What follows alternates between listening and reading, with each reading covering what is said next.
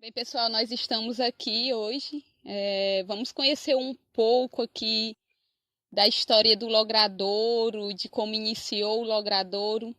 E eu estou aqui com uma pessoa bem especial, né? O seu Francisco.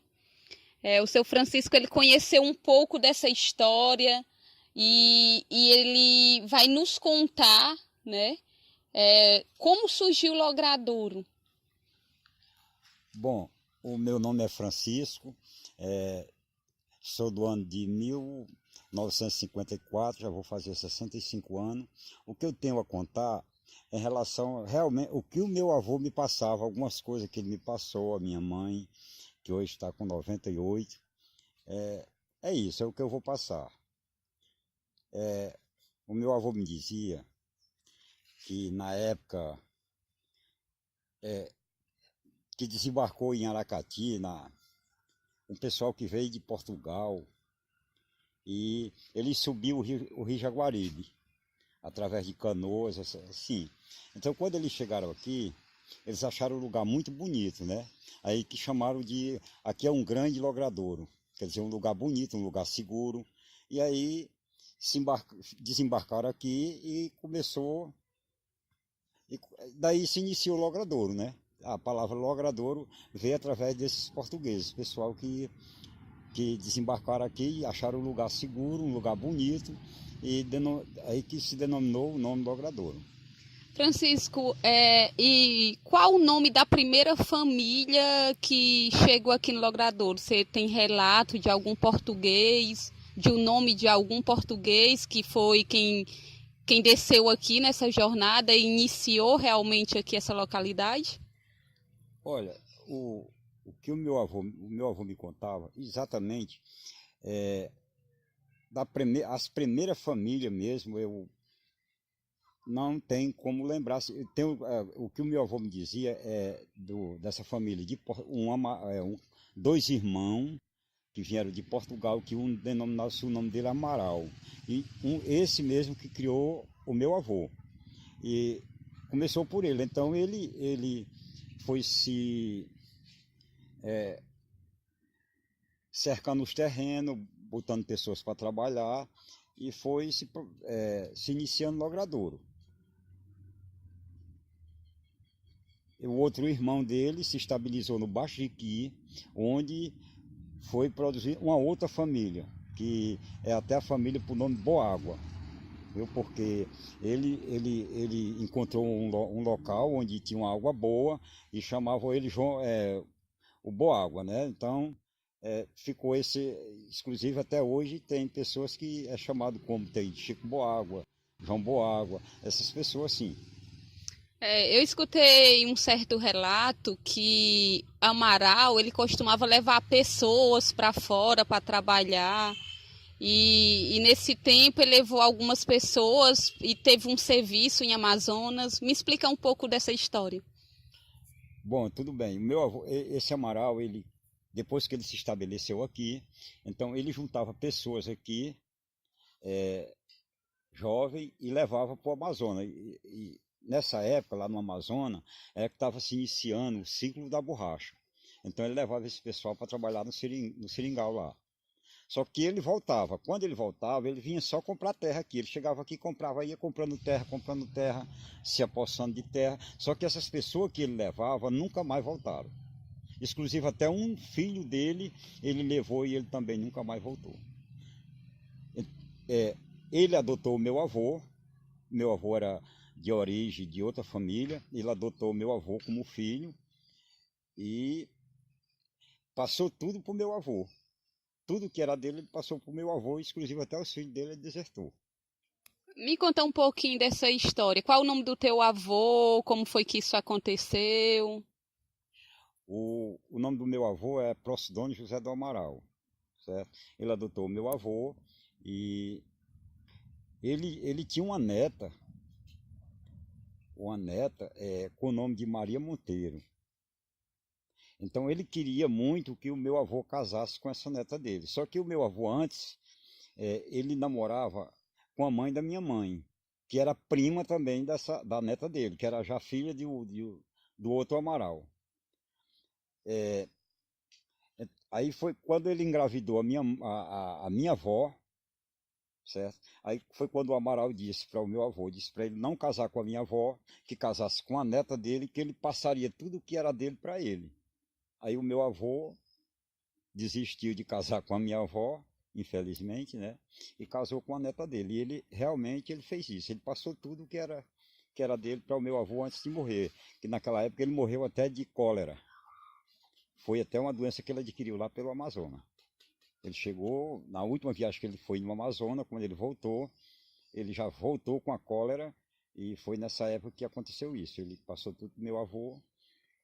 Então, a tua avó ela ficou grávida nesse tempo, né? E ele casou com a neta desse cara chamado Amaral, que era o português que projetou uma grande história aqui no Logradouro, no princípio de tudo. Foi isso? Foi isso mesmo, positivo. Ele casou com a Maria Monteiro, que era a neta do Amaral, e, e aí começou essa história. Começou o logrador. Meu avô passou a ser o coronel daqui, dono de todas as propriedades, e passou a manter também várias famílias dependendo dele. Então ele tinha 100 homens, 100 pessoas aqui, para o que ele mandasse fazer, fazia. Então, dominado a ele. Ele ficou por dono do logrador. E aí o logrador foi crescendo em cima disso aí. Só como o meu avô era uma pessoa do coração bom, ele tinha. Então essas pessoas ele foi doando um pedacinho de terra para um. Dizer, você vai morar ali, aquilo ali é seu. Você vai morar ali, aquilo ali é seu. E aí o logradouro foi crescendo dessa maneira. Francisco, deixa eu tentar aqui entender uma coisa. Esse Amaral que ele vinha de fora, esse português, ele viu o teu avô e nessa época o teu avô ele tinha um relacionamento com a tua avó estava grávida, não é isso? É isso. Só que esse cara ele disse, não, deixa a tua mulher, deixa a tua noiva e casa com a minha neta, que eu vou passar tudo para ela, que eu vou passar tudo para ti. Agora me diz como é que ficou a tua avó depois que o noivo dela abandonou ela ficando grávida. Me conta um pouquinho isso, como é que ela ficou, a situação dela. Olha, eu acredito que ela deve ter ficado muito triste, né? Mas o meu avô deixou ela, se casou com a neta do Amaral, ela ficou grávida, esperou a filha nascer, que é no caso a minha mãe. Quando a filha nasceu, ela pediu à irmã dela para cuidar da menina, que ela ia desaparecer do mundo. E aí, por 30 dias ou 40 dias, ela faleceu. Ela ficou sem comer, ela entrou em greve, ficou sem comer, não teve tratamento nenhum, se trancou num quarto lá, numa casa lá, não aceitava que ninguém fosse ver ela, e até falecer. Foi isso que aconteceu. Quer dizer, ela morreu de desgosto, ela teve um desgosto muito grande, porque o meu avô não casou com ela. E, inclusive, a pessoa que ele casou, que é a Maria Monteiro, a neta do Amaral, era prima também da mãe da minha mãe. Elas eram primas. Que no caso, a tua avó estava grávida da tua mãe. A tua mãe era primogênita, né? A primeira filha dela, que ela entregou a menina para uma tia, né? Cuidar. E depois ela entrou em depressão, ficou presa dentro desse quarto, até chegar ao desgaste total do corpo, né? A fraqueza total e falecer. Me diz uma coisa, como é que tu vê essa questão do teu avô ter deixado tudo, ou vamos dizer a família, né, que é o que ele tinha, para casar com outra mulher? Olha, o que eu vejo é o seguinte: o meu avô ele vinha de uma família muito pobre, tão pobre que naquela época ele ia procurar castanha nos cajueiros para poder fazer mingau, para poder sustentar os outros irmãos dele. Então ele ficou, a mãe dele, eles eram órfãos, que o pai deles viajou também, não voltou. Então ele como o filho mais velho da Benedita, ele ficou na responsabilidade de cuidar dos irmãos. Então ele precisava, ele trabalhava muito. Ele com pouca idade, ele parece que tinha 17 ou era 18 anos, ele tinha que trabalhar muito para cuidar dos irmãos mais novos. Então houve essa proposta, esse Amaral muito rico, ele começou a trabalhando para ele, e aí o Amaral falou para ele casar com a neta dele.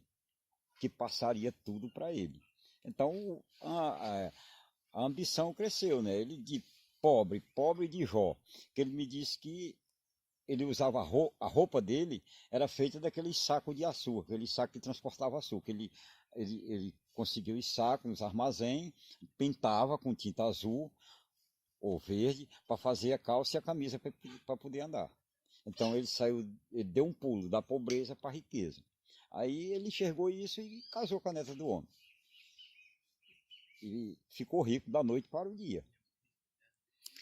Eu escutei uma certa vez um relato que o homem tinha tipo amaldiçoado a terra. Tu tem conhecimento disso, exatamente assim, dessas palavras, do que houve? Olha, eu tenho conhecimento que houve a maldição sobre essas terras. Agora, de qual foi a pessoa que amaldiçoou, eu não cheguei ao conhecimento. Mas sei que eu cheguei ao conhecimento que foi amaldiçoado até a 5ª geração. E qual a maldição, que palavra foi liberada? Que nada ia prosperar sobre essas terras. Até a 5ª geração não iam ter como sobreviver dessas terras. Eles iam viver, mas não para viver, enriquecer ou aumentar os bens através dessas terras, dessas propriedades, até a 5ª geração. É interessante isso, Francisco, porque a gente vê que a família Amaral, né? Amaral, ele foi deixando grandes posses ali, que teve aquele L com a família de Posidônio, né? Que é uma família bem conhecida aqui, né? E a gente vê hoje que pessoas de grandes posses, hoje elas não têm realmente praticamente nada. Qual o teu olhar, a tua visão em relação a isso? Olha, eu vejo, vem aquela crença da maldição, certo? Porque o meu avô, ele tinha riqueza, ele era o dono, ele tinha riqueza, com certeza. Quando ele chegou já para o final da vida, aí começou a desmoronar. Eu acredito que chegou a maldição mesmo, aí começou a desmoronar. Ele passou tudo para o filho dele, inclusive ele também fez o mesmo papel do Amaral. Ele deserdou minha mãe, filha dele. Ele não passou, ele inventariou todas as terras, como só tinha um filho único, que era o filho da Maria Monteiro. E a minha mãe nada. Quer dizer que ele não passou nada para minha mãe. Hoje o que a gente tem aqui foi comprado. Minha mãe comprou. Minha mãe trabalhou 40 anos, passou 40 anos trabalhando como empregada para cuidar da mulher dele, para poder ele receber isso, exclusivo tem na escritura da terra. É por isso que a nossa não desmoronou. Hoje a nossa propriedade, hoje ela está indo para frente, graças a Deus. Graças a Deus. Porque nós não contribuímos para receber essa herança. Porque era um direito da minha mãe, mas minha mãe fez questão que não queria. Ela queria comprar e ela comprou dele um pedacinho só. E o meu tio, que era o Chiquinho, recebeu tudo como herança. Mas mesmo assim, foi desmoronando.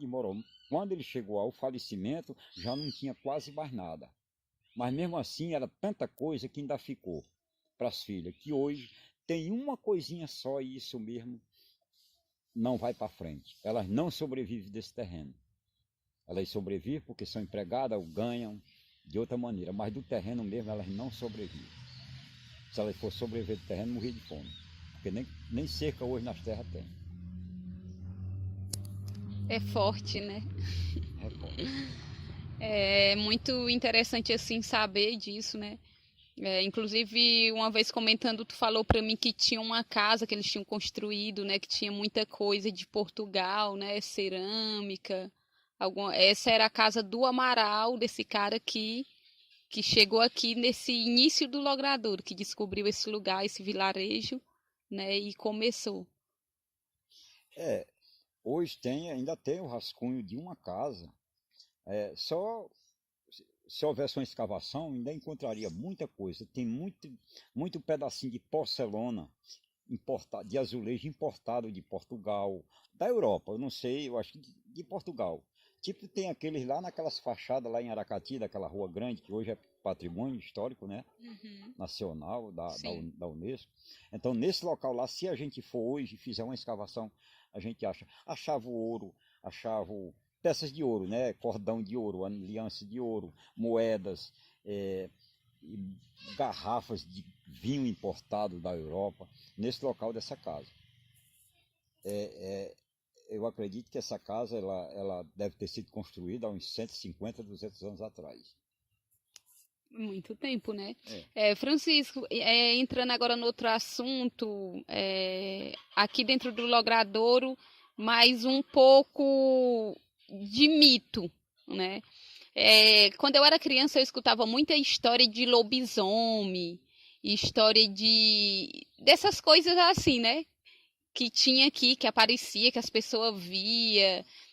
Tu tem algum relato, alguma história de algo assim que aconteceu, de alguém que viu realmente um lobisomem, de alguém que se transformava em lobisomem? Conta um pouquinho para mim sobre isso. Olha, esses relatos sempre são coisas, são mitos, né? Mas as pessoas comentavam, um lugar de poucas casas, sem energia elétrica, à noite na escuridão. As pessoas relatavam que via lobisomem, outros tinha a burrinha de palha, o grito da meia-noite, né? Tinha um relato que tinha um homem lá da barreira lá que virava lobisomem e que as pessoas via que ele agredia também, as pessoas tinham que se defender, correr muito, né?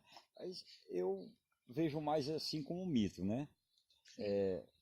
Coisa folclórica mesmo. Uhum. Também naquela época tinha as mocinhas novas, né? Os pais com medo de carro de Sim. namorado, essas coisas, inventava também muita história, né? Para poder assombrar as pessoas para não sair de casa. Sim. É um tipo de coisa assim, né? Sim. Mas agora sobre o sobrenatural, sobre o sobrenatural, isso aí eu mesmo tenho a convicção que existe, certo?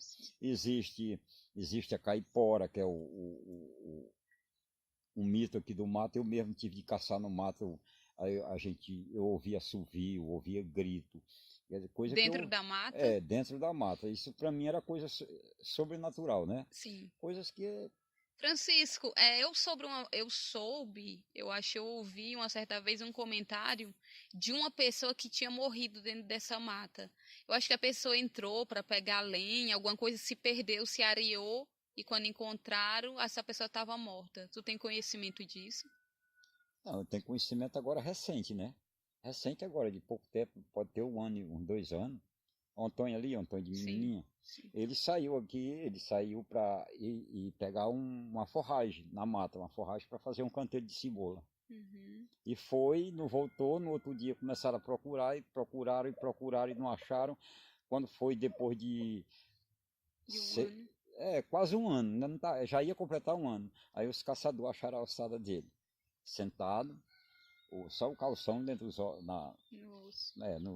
nos ossos, na caveira dele, né? Aí fui ali em Fortaleza, eu mesmo tive que levar, eu mesmo levei no carro deles, eu levei a mãe, as irmãs para Olha, fazer o DNA para provar que era ele. Aí era ele. Sim, ela trouxe até a ossada e enterrou aqui no cemitério. sim. Esse relato que eu tô te falando, se eu não estou enganado, o nome desse cara era Manegídio, que as pessoas falam. Manegídio, eu conheci Manegídio. Eu menino conheci muito ele trabalhando com meu avô, Manegídio. Agora, a lembrança se ele morreu Do que na, ele morreu, tu não lembra? não Pois é. lembro. Eu lembro dele, ele era até Uhum, moreninho, baixinho, uma sim. pessoa baixinho. Porque os relatos que eu tenho é que ele entrou na mata, meio que deu uma vertigem, ele se areou e ele não conseguiu sair e morreu lá, né? Francisco, me diz aqui uma coisa. Eu tenho escutado muitos relatos também aqui de diversas pessoas, de homens que moraram aqui nessa região, Logradouro, Caris, Baixo Jiqui, de homens que enterraram dinheiro. Homens que trabalhavam na agricultura, ganhavam algum tostão, né? E enterravam esse dinheiro e que chegaram a falecer. Pessoas contam relatos que sonhavam com essas pessoas pedindo para desenterrar esse dinheiro. Tu tem algum conhecimento de alguma história parecida com isso? Esse relato também eu ouvi muito. O conhecimento que eu tenho é de Chico Birimba, né? Porque diz que a pessoa que tira o dinheiro de quem já morreu, que ele vem lá e tira, nunca mais fica pobre. Então eu conheci Chico Birimba pobre, vendendo fumo de rolo, aquele fumo de rolo no jumento, no jegue, certo? E em pouco tempo o Chico Birimba ficou rico. Aí todo mundo ficou dizendo que ele tirou um dinheiro ali pelo Baxiqui. Ele é tanto que ele se mudou daqui e foi para Aroeira Grande. E lá ele comprou terras, montou posto de gasolina, ficou um cara rico. Isso foi um dos relatos mesmo. E isso foi comprovado por todo mundo aqui.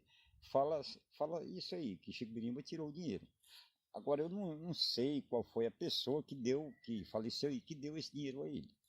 Mas tem pessoas que têm o conhecimento de quem foi a pessoa. Francisco, me diz uma coisa, nessa questão de Chico Birimba. Chico Birimba, ele fazia como espécie de um cangaceiro, era isso? Diz que ele era muito violento, o aspecto dele. Como era isso? Olha, o Chico Birimba, ele era não como um cangaceiro. Ele depois que ele ficou rico, ele montou fazendas e aí ele impôs o regime dele. Aquele que fosse contra o regime dele, ele mandava matar ou ele mesmo matava. Inclusive ele matou várias pessoas. Ele foi vereador da cidade de Aracati por 2 mandatos. Inclusive ele matou a pessoa daqui do Logrador, Antônio de Alberto, que ele foi com a festa, só porque o Antônio de Alberto jogou cachaça e pegou nele. Ele deu um tiro na perna dele, o Antônio disse que quando ficasse bom na perna, matava ele, ele voltou e atirou na boca dele. Então ele matou várias pessoas. Ele tinha esse regime e todo mundo tinha medo dele. Mas, infelizmente, ninguém matou ele. Ele morreu por doença mesmo. Ele morreu normal, aos 80 e poucos anos de doença. Ele tinha muitas mulheres. Ele fez uma vila lá que chama a Vila das Mulheres de Chico Birimba. Então ele fez uma vila lá de casa, para cada casa tinha uma mulher para ele. Tinha uma mulher dele lá. E todas viviam unidas e todas trabalhavam na fazenda. Me veio agora a lembrança aqui que quando eu era criança, uma das pessoas que eu sabia que tinha posse aqui também, no Logradouro, era seu Zé de Sabino. Seu Zé de Sabino era natural aqui do Logradouro ou a família dele veio de outro lugar para cá? Olha, seu Zé Sabino, ele é natural daqui. A família dele também pertence aos Amaral. Agora, já bem mais distante, mas Amaral também. Pertence. Agora, eu não tenho um conhecimento bem original da família dele, mas sei que ele é original do Logrador. Ele, o pai dele, Sabino, conheci o pai dele, a mãe dele também eu conheci, são original daqui, do Logrador. Não, a mulher do seu Zé Sabino, essa aqui não era original do Logrador, era dali do Córrego, que é município de Aracati, a mulher do Zé Sabino. Canizinho, Agora né? o pai dele, com a mãe dele, é original daqui. Esse é o meu conhecimento. Tu lembra, Francisco, quem foram as primeiras pessoas que construíram a igreja aqui do Logradouro, a igreja católica aqui? Lembro da igreja, eu tenho bastante lembrança. Eu lembro até de quando as pessoas andavam pedindo donativo para começar a construção da igreja. Foi um terreno doado pelo meu avô, inclusive está documentado, ainda está lá a doação. Meu avô doou o terreno para Nossa Senhora das Graças, que era para a construção da igreja, que a Pradoeira hoje é Nossa Senhora das Graças. Então eu lembro das pessoas que construíram, eu lembro, um já morreu. Quem encabeçou esse movimento, assim? Liderou esse movimento para essa construção? Esse movimento era liderado por um homem chamado Pedro Barbosa. Ele era curandeiro, ele curava as pessoas, saía rezando nas pessoas, liderado por Bita e Maria, as 2 irmãs. Sim. Liderado pelo meu avô, que fez a doação do terreno. E se houve o interesse do resto da população, tinha que ter uma igreja aqui. Sim. Então todo mundo pedia doação, não só na comunidade, como fora da comunidade, fazia leilão, fazia festa, barracas para poder vender aquelas coisinhas, laço de fita isso, aquilo. Fazia aquela. Todo final de ano tinha uma festinha para arrecadação de dinheiro. Até que chegou o ponto que começou a construção da igreja. Que as pessoas que construíram, um já faleceu, que foi Vicentinho, o outro ainda é vivo ainda, Cício de Milho. Cício, que mora em Aracati também. Um dos predeiros, os dois predeiros. Sim. Os dois predeiros, o chefe da construção. Foram Vicentinho e Cício. Se tinha mais alguém, eu nessa época eu podia ter 8, 10 anos, 12 anos por aí. Eu não tenho lembrança das outras pessoas que trabalhavam, dos serventes, só tenho bem lembrança dos predeiros, porque eu ia para lá para brincar, para subir na parede, para pular para o chão. E eles levavam até cada um deles por causa disso. Aí eu tenho bem lembrança disso. Sim. Pois é, eu já quero desde já agradecer aqui, né, por todo o seu depoimento, por todos os seus relatos, né? A gente está construindo um documentário para que daqui a um tempo na frente os nossos filhos, os nossos netos e bisnetos, eles possam conhecer um pouco do início de tudo, né? Porque a partir que as descendências vão chegando ao final da vida, vão levando consigo também a história. E aí a gente vai ficando sem o início da história. Então eu acredito que vai ser muito bom para as próximas gerações conhecer um pouco disso, né, que você está trazendo para a gente. Daqui a pouco seus bisnetos vão estar vendo, né, esse vídeo, você contando toda essa história, e é muito bacana isso. Então, quero te agradecer, Francisco, pela tua disponibilidade, né, pelo teu tempo de estar compartilhando com a gente aquilo que você sabe, que você conheceu, tá? Que Deus ele possa te abençoar cada vez mais. Bom, Lucélia, eu é que agradeço, viu? É maravilhoso. Eu estou aqui hoje fazendo esse vídeo aqui com você. Estou alegre porque estou consciente de que um bisneto meu, um tataraneto, ou mais na frente ainda, alguém vai ver a minha imagem e ouvir a minha fala, dizer se é a fala do meu bisavô, é a fala do meu tataravô. Com certeza isso vai ser, é muito prazeroso isso aí, certo? Que felicidade, viu? Gostei, porque é isso, a gente uma coisa, eu também tinha pensamentos de eu ter uma urnazinha para ter todo um documentário meu da minha convivência da minha vida até o final, para essas pessoas que vêm no futuro, que vão ser os meus parentes fortes, do meu início, ver isso aí e dizer, isso é o Francisco, esse foi o Francisco, foi aquela pessoa que, de muitos anos atrás, isso é muito bom, é prazeroso, sabia? Mas também quero relatar aqui o seguinte, no futuro, um tataraneto meu, um bisneto, venha ver esse vídeo, queira dizer que o Francisco, ele foi um batalhador da vida, conheceu o Brasil, foi policial militar do Distrito Federal, teve uma vida tranquila também. Se casou com Fafá, a Fátima do Antancari, e construiu uma família, e é feliz. Também quero dizer que hoje estou gravando esse vídeo aqui com a Lucélia. Faltam 3 meses para me completar 65 anos. Viu? Então, quem ouvir no futuro, espero que goste, né? Que legal.